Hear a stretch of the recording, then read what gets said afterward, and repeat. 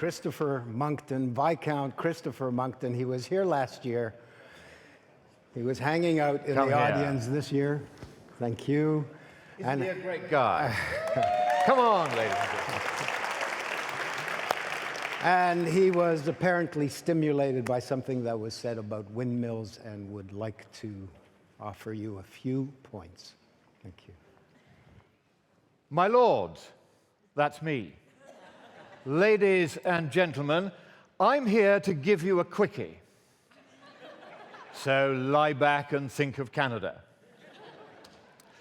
I was moved, as I think we all were yesterday, by a retired pharmacist who decided to check out windmills, which she thought were a good thing.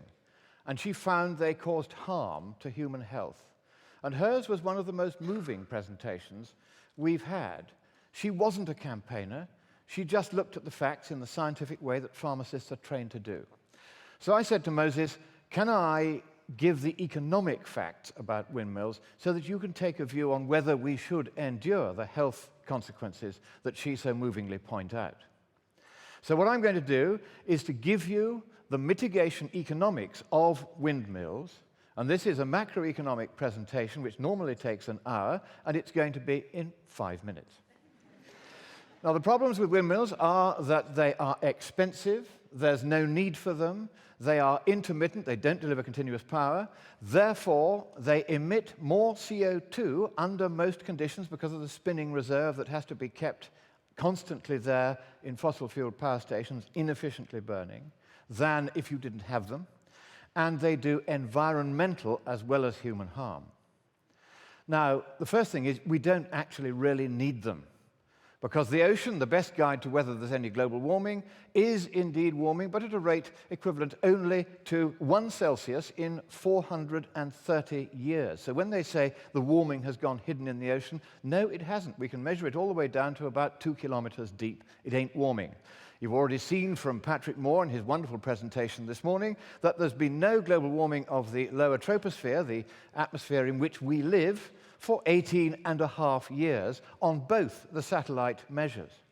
So much then for the consensus that told us that there would be warming. In fact, it turns out there is no consensus. I'm a co-author of the peer-reviewed paper, Legates et al. 2015, published just a few months ago in Science and Education after peer review, which shows that 99.7% of all 11,944 scientific papers published in the 21 years 1991 to 2011 did not say that most of the global warming since 1950 was caused by us. The reason they didn't say it is we don't know whether it was or not.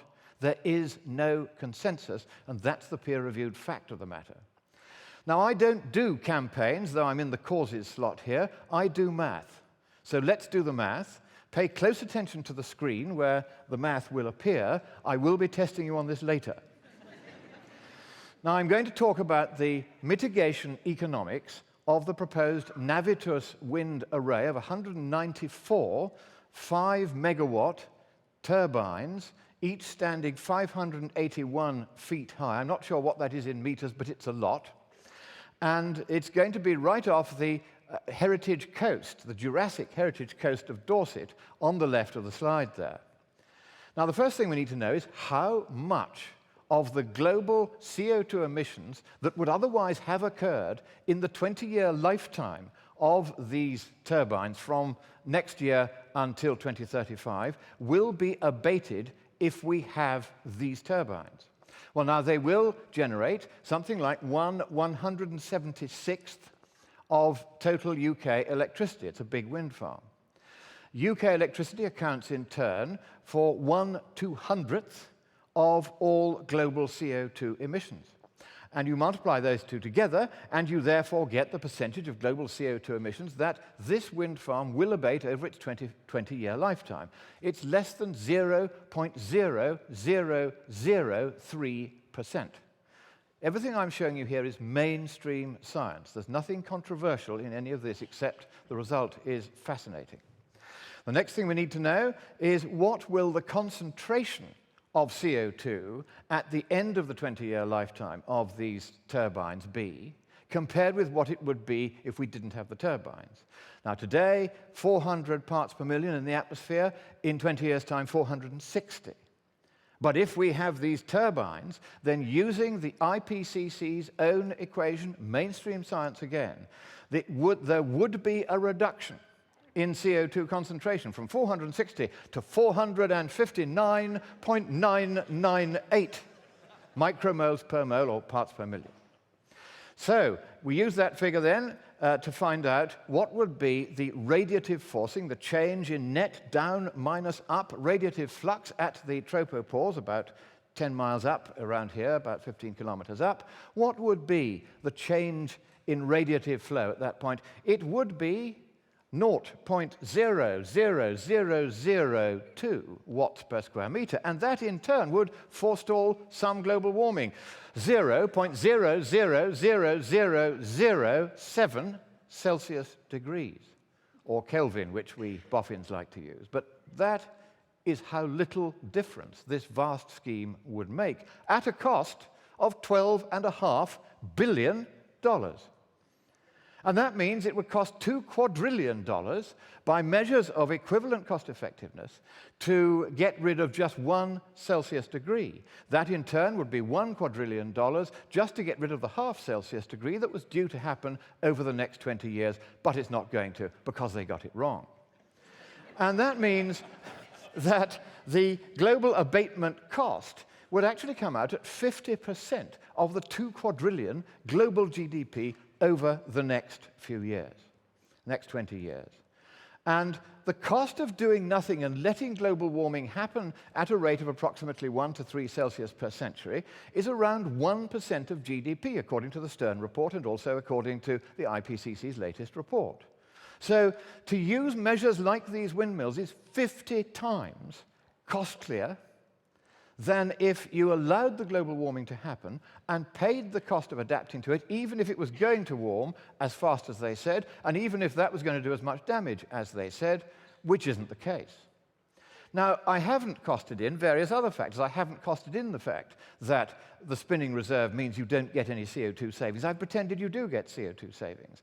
Likewise, I haven't shown the staggering cost in unemployment of creating green jobs with these windmills. Here's the Thanet wind array, the largest in the world at the moment. 21 green jobs were created at a cost of $100 million per job. Imagine how many jobs were put out by that. I haven't looked at the staggering inefficiencies and design defects of the current generation of windmills. There's a few of them on the screen now.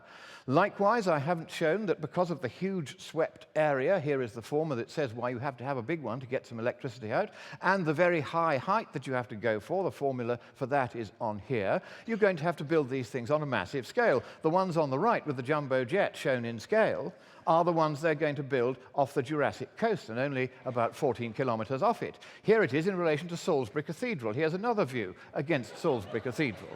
That's how big these things. Salisbury Cathedral is the tallest spire in Britain, possibly in Europe. And here is what the developers did. Honey, I shrunk the turbines. They made them look small. The actual turbines drawn there are them, but the red circles that I've added, that's the true size of the turbines to scale. Here is that beautiful coast. I haven't costed in the enormous loss of environmental amenity of wrecking that coast with these 600-foot windmills. And I haven't also included, this is a point that Patrick Moore asked me to put in, the decommissioning cost. They've made no provision for that in any of these wind farm schemes. And as Patrick rightly says, what they're really going to do is just rust in place. So there's also the environmental cost, bird kill and bat kill. Here's why the birds get killed. They can't work out that even though these turbines are only rotating once every 3 seconds, it's quite slow. Because they're so big, the tips are rotating at a speed of around 300 kilometers an hour. And there's simply the ratio of the circle to their diameter. It's all there. And this is what happens to the birds. It's not very funny. It happens over and over again. I could show you literally thousands of pictures like this. It's happening in Scotland all around me at the moment. From 2/3 of the Scottish landmass, you can see these windmills, and so can the birds until the windmills bat them out of the sky. Bats as well. We might just look at that. University of Calgary, 3 years ago, very important report on how the pressure differentials cause the bats, the lungs to implode. And so rare bats are being killed all over the world as a result of these windmills. Economic conclusions are very straightforward. No policy to abate global warming by taxing, trading, regulating, reducing, or replacing greenhouse gas emissions will prove cost-effective solely on grounds of the welfare benefit from climate mitigation. Mitigation strategies that are inexpensive enough to be affordable will be ineffective. Strategies costly enough to be effective will be unaffordable. Focused adaptation would be better if it were necessary, which it's not. The cost of the premium exceeds the cost of the risk by a factor of 50, so don't take out insurance. What to do with the money instead? Give Africa coal-fired electricity. At the moment, apart from the major cities and apart from South Africa and Egypt, the total consumption of rural Africa of electricity in a day is broadly equivalent to that of Dubbo, New South Wales. Virtually none of them have got electricity or any of the benefits, including prosperity and hence the stabilization of population, which would ultimately reduce the environmental footprint of man. The quickest way to stabilize the world's population is to give everybody what the Chinese are giving to their people, the Indians are going to give to theirs, fossil-fueled, particularly coal-fired electricity, which these days can be burnt very cleanly using modern fluidized bed techniques, fly ash trapping, so forth. Now, these are the people who are going to be damaged if we go on being silly about global warming, which isn't happening. And if we go on being silly about measures to make it go away, which even if it were happening, would be prodigiously expensive, totally pointless, and, in the case of windmills, altogether ineffective. For that reason, I hope you will get on to the government of Ontario and of Canada and tell them to back off. Thank you.